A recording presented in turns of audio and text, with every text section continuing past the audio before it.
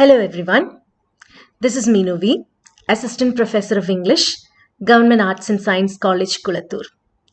These past 3 weeks we have been celebrating Reading Week in the honor of P.N. Panikkar sir, father of library movement in Kerala.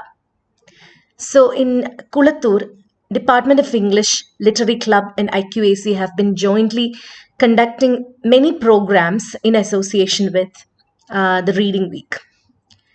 We had conducted a video book review, which was an intercollegiate competition, and we received 10 entries in all. Every entry was spectacular, and we could see the kind of effort that was put in by each and every participant who enrolled into the competition. We truly appreciate the efforts of everyone. And we would like to take this opportunity to congratulate each and every one of them and beseech them to continue doing such things in future too. And I also ask you all to be connected with us so that you can come and participate in whatever endeavors we are embarking on in the future. So, with great pride and joy, I would like to present the winners, the prize winners of the video book review contest. So, here are the prize winning reviews. Watch and support us.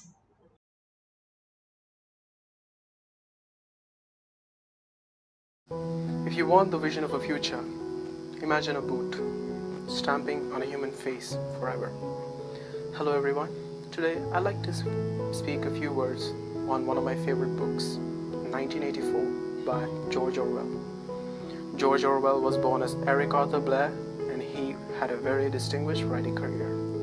And of his many books, I love 1984. He was a strong democratic socialist, and he was very anti-fascist. And his anti-fascist leanings manifested and materialized in his work 1984. In 1984, we are introduced to the party, a fascist regime that controls everything. And leading the party is the man himself, Big Brother. And from this, we get the iconic saying, Big Brother is watching you. We follow our protagonist, Winston Smith. He is a mild creature of very mild pleasures, but he tries to rebel against the party. He opens a diary. He starts a love affair with Julia. He even confides in O'Brien, who he thinks to be a part of the resistance called the Brotherhood. Well, he is tortured for his efforts. In the end, he is tortured to such an extent that he is a former husk. He cannot love Julia. He can only love the Big Brother. And from this book, we get a dire warning. We must not let anyone make us cede our linguistic territory. For if we lose our control of language, we lose ourselves. Whoever controls the past controls the future, and whoever controls the present controls the past. We should never let anyone control our past. If we are to stand together as a people, we have to make sense of history, and we have to not repeat it. Reading is dreaming with open eyes. Keep reading, guys, and keep dreaming. And remember, Big Brother is watching you.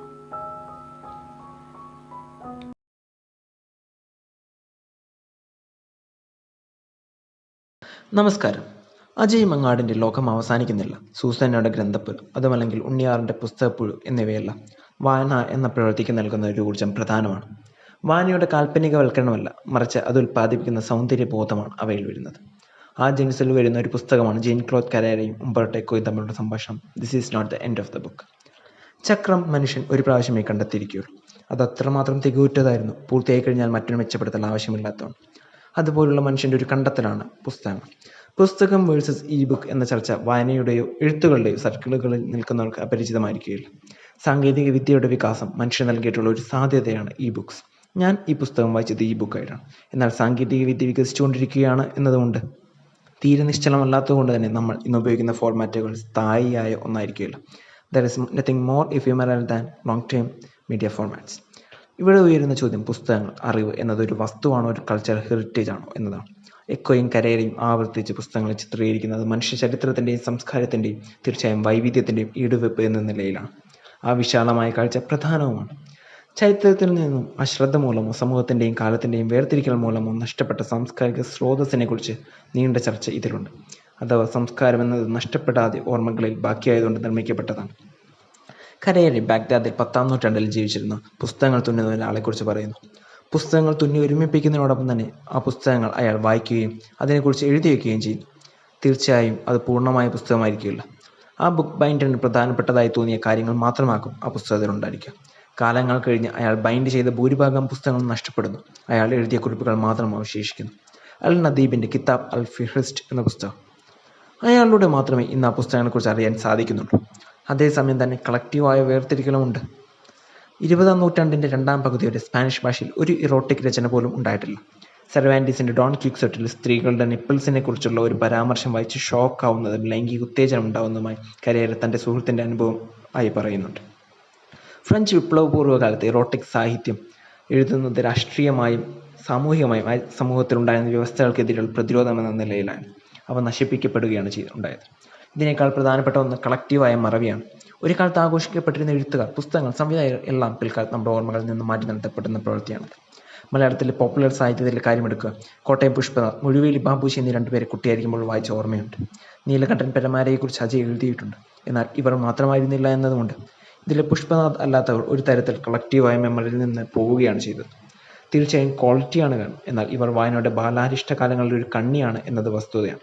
അത് ഇവർക്ക് ആധികാരികതൊന്നും നൽകുന്നില്ലെങ്കിൽ. ഇത്തരത്തിൽ നല്ല രീതിയിലോ മോശം രീതിയിലോ വ്യക്തികളാലോ ഭരണകൂടത്താലോ കളക്റ്റീവായി തന്നെ വന്ന മറവികളെ അവഗണിച്ച് നിലനിന്നതുകൊണ്ട് രൂപപ്പെട്ടതാണ് സംസ്കാരം. ഈ പുസ്തകത്തിൻ്റെ ആമുഖത്തിൽ നിന്ന് ഞാൻ വിവർത്തനം ചെയ്ത ഒരു ഭാഗം കൂടി വായിച്ചുകൊണ്ട് അവസാനിപ്പിക്കാം. ഒരു കാര്യം തീർച്ചയാണ്, നമ്മൾ സംസ്കാരം എന്ന് പറയുന്നത് യഥാർത്ഥത്തിൽ ദീർഘകാലത്തെ തിരഞ്ഞെടുക്കലിനെയും വേർതിരിക്കലിനെയുമാണ്. അവശേഷിച്ച പുസ്തകങ്ങൾ അത്രയും നൂറ്റാണ്ടുകൾ നീണ്ട കനത്ത പാരമ്പര്യത്തിൽ ഏറ്റവും മികച്ചവയായിരുന്നു, അതോ ഏറ്റവും മോശമോ? വ്യത്യസ്തമായ സർഗാത്മക പ്രകാശനത്തിലെ വിലപ്പെട്ട സ്വർണ്ണമാണോ മണ്ണാണോ വീണ്ടെടുത്ത് പ്രാചീന ഗ്രീസിലെ ഏറ്റവും മഹാന്മാരായ ദുരന്ത നാടകൃത്തുക്കൾ എന്നോർത്തുകൊണ്ട് നമ്മൾ യൂറിപ്പിഡിസിനെയും സോഫോക്ലസിനെയും ഈസ്കിലസിനെയും വായിക്കുന്നു. എന്നാൽ അരിസ്റ്റോട്ടൽ തൻ്റെ പോയറ്റിക്സിൽ ഏറ്റവും ശ്രേഷ്ഠരായ ദുരന്ത നാടകകൃത്തുക്കളുടെ കൂട്ടത്തിൽ ഇവരാരെയും പറയുന്നില്ല. നഷ്ടപ്പെട്ടു പോയ എഴുത്തുകാർ ആയിരിക്കുമോ കൂടുതൽ മഹാന്മാരായിരുന്നത്? അവരാണോ ഗ്രീക്ക് നാടകവേദിയെ കൂടുതൽ നന്നായി പ്രതിനിധാനം ചെയ്യുന്നത്? Thank you.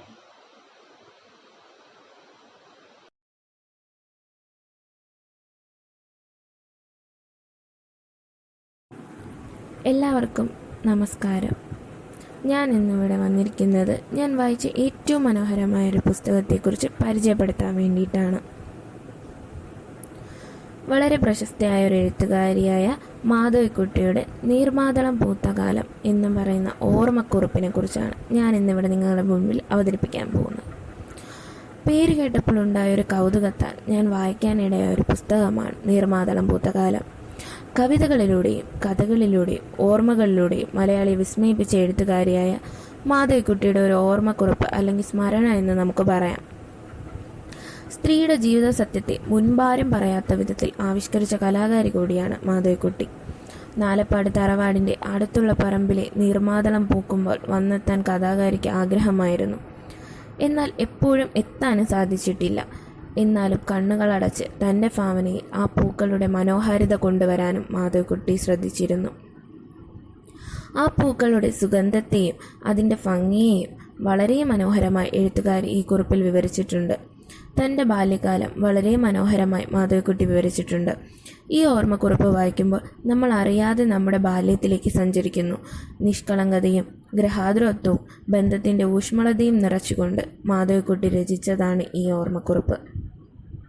നാലപ്പാട് തറവാടും അമ്പാഴത്തേൽ വീടും അവിടുത്തെ അകത്തളങ്ങളിൽ തൻ്റെ ജീവിതം നയിക്കുന്ന സ്ത്രീ കഥാപാത്രങ്ങളെയും നമുക്ക് ഈ പുസ്തകത്തിൽ കാണാൻ സാധിക്കുന്നു. എഴുത്തുകാരിയായി മാറാൻ മാധവിക്കുട്ടിയെ കൈപിടിച്ച് നടത്തിയ ഒരുപാട് കഥാപാത്രങ്ങളെയും കാണാം. നാട്ടിൽ നിന്ന് കൽക്കത്തയിലേക്കും അവിടെ നിന്ന് തിരിച്ച് നാട്ടിലേക്കും തൻ്റെ ഓർമ്മകൾ സഞ്ചരിക്കുന്ന വഴിയിൽ തൻ്റെ തൂലിക ചലിപ്പിക്കാൻ മാധവിക്കുട്ടി ശ്രദ്ധിച്ചിരുന്നു. ആ കാലഘട്ടത്തിലെ ജാതീയതയും പാർശ്വവൽക്കരിക്കപ്പെട്ട ജനതയെക്കുറിച്ചും ഈ എഴുത്തിൽ ചൂണ്ടിക്കാട്ടുന്നുണ്ട്. നീർമാതളം പൂത്തകാലം എന്ന ഈ പുസ്തകത്തിൻ്റെ ഏറ്റവും വലിയ സംഭാവന ബാല്യത്തിൽ നിന്നും കൗമാരത്തിലേക്ക് പ്രവേശിച്ചു കഴിഞ്ഞ കമലയുടെ കാഴ്ചപ്പാടുകളെയും നിരീക്ഷണങ്ങളുടെയും ഒരു ചൂണ്ടിക്കാട്ടൽ കൂടിയാണ് ഈ പുസ്തകം. തൻ്റെ തൂലികയിലൂടെ 1000 നീർമാതളപ്പൂക്കൾ വിരിക്കുകയാണ് മാധവിക്കുട്ടി എന്ന എഴുത്തുകാരി ഈ ഓർമ്മക്കുറിപ്പിലൂടെ. വളരെ മനോഹരമായൊരു പുസ്തകമാണ് നീർമാതളം പൂത്തകാലം. ഈ പുസ്തകം വായിച്ചതിന് ശേഷം മാധവിക്കുട്ടിയെക്കുറിച്ച് ഒരുപാട് അറിയാൻ ഞാൻ ആഗ്രഹിച്ചു. അങ്ങനെ മാധവിക്കുട്ടിയെക്കുറിച്ച് ഞാൻ ഒരുപാട് അന്വേഷിച്ച് അറിയാൻ തുടങ്ങി. ഈ പുസ്തകം നിങ്ങൾക്ക് പരിചയപ്പെടുത്തണമെന്ന് എനിക്കൊരു ആഗ്രഹമുണ്ടായിരുന്നു. എല്ലാവരും ഈ പുസ്തകം വായിക്കണം. വളരെ പ്രശസ്തമായ പുസ്തകമായതുകൊണ്ട് തന്നെ എല്ലാവരും വായിച്ചിട്ടുണ്ടാകുമെന്ന് എനിക്ക് തോന്നുന്നു. എന്നാലും വായിക്കാത്തവർ തീർച്ചയായും വായിക്കണം. വളരെ മനോഹരമാണ്. എല്ലാവരും ഈ പുസ്തകം തീർച്ചയായിട്ടും വായിക്കുക. എനിക്ക് വളരെ ഇഷ്ടപ്പെട്ടൊരു പുസ്തകമാണ്. അത് ഞാൻ നിങ്ങൾക്ക് പരിചയപ്പെടുത്തി തന്നിരിക്കുകയാണ്. നന്ദി.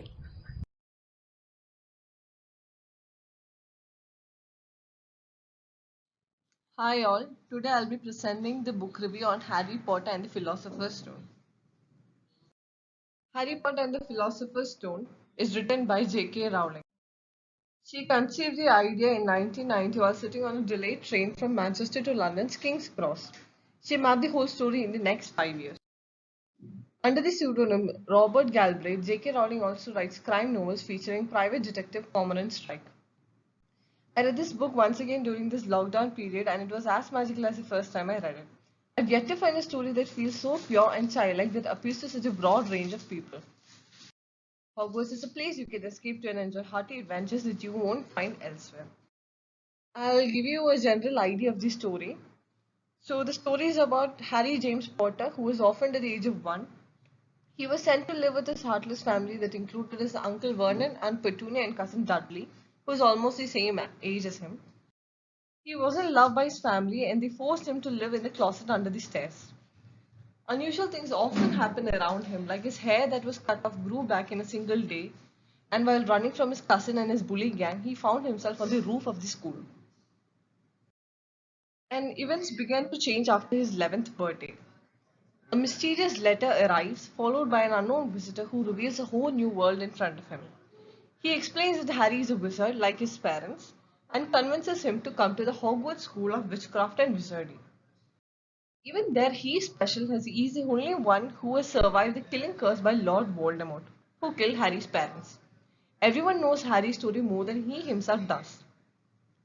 His later adventures involve making new friends, Ron, Hermione, and his occasional fights with the school bully, Draco Malfoy. He also becomes the star of the Quidditch team. The first book in the series, Harry Potter and the Philosopher's Stone, introduces you to a magical world. As Harry too is new to this world, you will find that you're part of the story. And this makes the whole transition to the world of magic an easy and pleasant experience. It doesn't feed you all of the details like most of the fantasy novels. All the characters have relatable personalities and flaws that remind us of the people that we might have met at least at some point during our life. Example, a rich bully like Draco Malfoy, a nerdy girl like Hermione, funny friends like Ron, etc. Many of the readers would be able to relate to the isolation Harry felt while moving to a new unknown place and the comfortability he felt after making friends. Hogwarts is a truly magical place where one could find themselves in. All the readers of the book wished to have gotten admission to when they were 11 in Hogwarts. The story is full of sympathetic characters, vividly imaginative situations, and countless exciting details. The first installment in the series assembles an unforgettable magical world and sets the stage for many high-stake adventures to come. To all those who are content with watching the movie franchise, I guarantee that the book will be 1,000 times better, and once you have read it, there is no going back. You too will wish to be a wizard or a witch. Thank you, and I hope you enjoy this book as much as I do.